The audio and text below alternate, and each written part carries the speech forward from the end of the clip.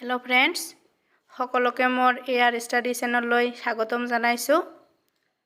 Last ভিডিঅ'ত আমি লক্ষ্মীনাথ বেজবৰুৱাৰ সম্পৰ্কে আলোচনা কৰিছো।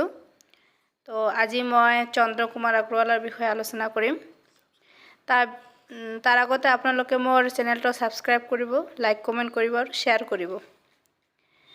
তো আমাৰ আজিৰ টপিক হ'ল চন্দ্ৰ কুমাৰ আগৰৱালা। চন্দ্ৰ কুমাৰ আগৰৱালাৰ জন্ম হৈছিল 1867 চনত শোণিতপুৰ জিলাৰ কলংপুৰ মৌজাৰ ব্ৰহ্মজানত। চন্দ্ৰ কুমাৰ আগৰৱালাৰ পিতৃৰ নাম আছিল হৰিবিলাস আগৰৱালা আৰু মাতৃৰ নাম আছিল মলমা দেৱী। চন্দ্ৰ কুমাৰ আগৰৱালা কলকাতাত লক্ষ্মীনাথ বেজবৰুৱা আৰু হেমচন্দ্ৰ গোস্বামীৰ সৈতে লগ লাগি 1889 চনত জোনাকী কাকত প্ৰকাশ কৰে। চন্দ্ৰ কুমাৰ আগৰৱালাৰ জোনাকী আৰু বাঁহীত প্ৰকাশিত কবিতাৰ সংকলিত পুথি দুখনেই হ'ল প্ৰতিমা আৰু বিনবৰাগী। প্ৰতিমা প্ৰকাশ পাইছিল 1913 চনত আৰু বিনবৰাগী প্ৰকাশ পাইছিল 1923 চনত। ৰোমান্টিক ভাৱধাৰাৰ প্ৰথম কবিতাখন আছিল বনকুঁৱৰী। বনকুঁৱৰী প্ৰকাশ পাইছিল 1889 চনত।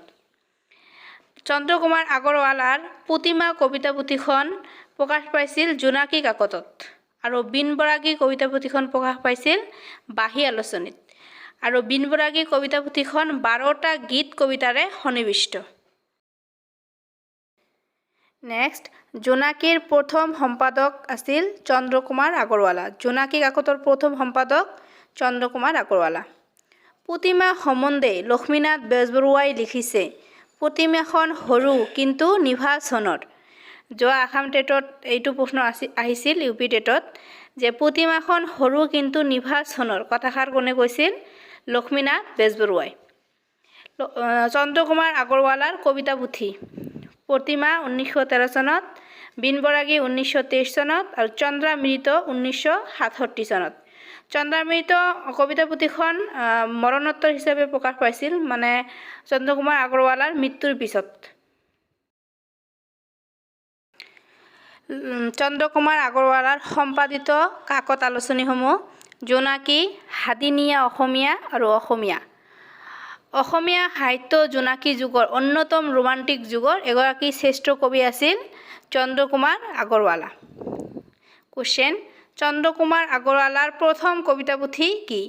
উত্তৰ, প্ৰতিমা। প্ৰকাশ পাইছিল 1913 চনত। চন্দ্ৰ কুমাৰে অসমীয়া কাকতখন কেতিয়া উলিয়ায়? 1918 চনত। চন্দ্ৰ কুমাৰ আগৰৱালাৰ দ্বিতীয় কবিতা পুথিখন আছিল বিনবৰাগী। নিয়ৰ কবিতাটোৰ ৰচক কোন? নিয়ৰ কবিতাটো কোনে লিখিছিল? চন্দ্ৰ কুমাৰ আগৰৱালা। কোৱেশ্চন, চন্দ্ৰ কুমাৰ আগৰৱালাৰ কোনটো কবিতাৰ বিষয়বস্তু মালিতাৰ অন্তৰ্গত? উত্তৰ, তেজীমলা।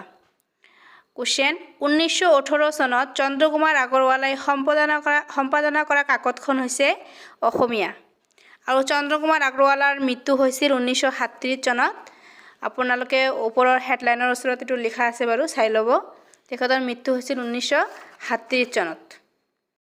তো বন্ধুসকল, আজি বাৰু ইমানতে থাকিল। সময় যিহেতু বহুত কম, আপোনালোকে প্ৰিপাৰেশ্যন এতিয়াৰ পৰাই আৰম্ভ কৰক। আৰু চন্দ্ৰ কুমাৰ আগৰৱালাৰ পৰা 1 নম্বৰ 2 নম্বৰ থাকেই পৰীক্ষাত। আপোনালোকে এইখিনি ভালকৈ পঢ়িব, ইয়াৰ পৰাই কুৱেশ্যন থাকে সাধাৰণতে। আৰু এনে বাৰু গাইডবুকবিলাক অলপ চাব। তো মই কালি নেক্সট ভিডিঅ'ত পদ্মনাথ গোহাঁই বৰুৱাৰ বিষয়ে আলোচনা কৰিম। তো নেক্সট ভিডিঅ'ৰ কাৰণে অপেক্ষা কৰিব। আৰু বন্ধুসকল, চেনেলটো ছাবস্ক্ৰাইব কৰিব, লাইক কৰিব আৰু শ্বেয়াৰ কৰিব। ছাবস্ক্ৰাইব কৰিলে ভাল লাগে ভিডিঅ' বনাবলৈ। ধন্যবাদ।